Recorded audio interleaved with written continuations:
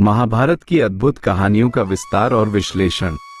आपने महाभारत की कुछ अत्यंत रोचक और प्रसिद्ध कहानियों को बेहद खूबसूरती से प्रस्तुत किया है। इन कहानियों में छिपे कुछ गहरे अर्थों और संदेशों को और विस्तार से समझने का प्रयास करते हैं।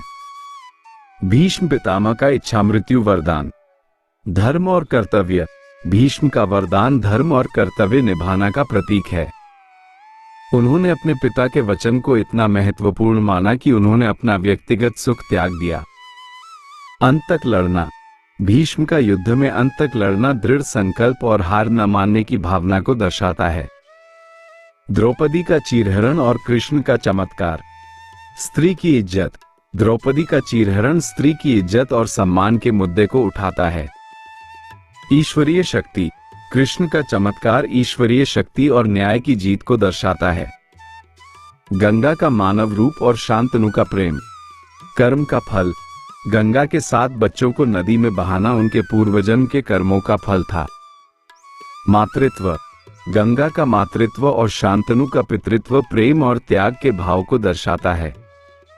अर्जुन और कर्ण की मित्रता की परीक्षा। शत्रुता और मित्रता। अर्जुन और कर्ण की कहानी शत्रुता और मित्रता के बीच के जटिल संबंध को दर्शाती है। कर्म का फल। कर्ण का जीवन कर्म के फल का एक उदाहरण है।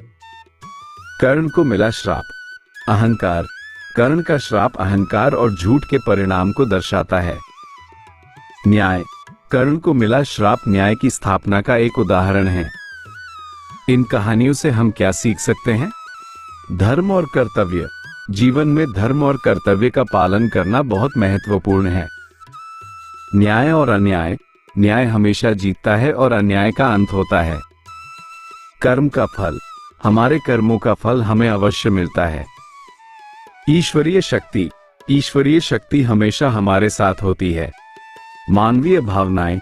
महाभारत में मानवीय भावनाओं जैसे प्रेम, घृणा, ईर्ष्या आदि का बहुत खूबसूरत चित्रण किया गया है।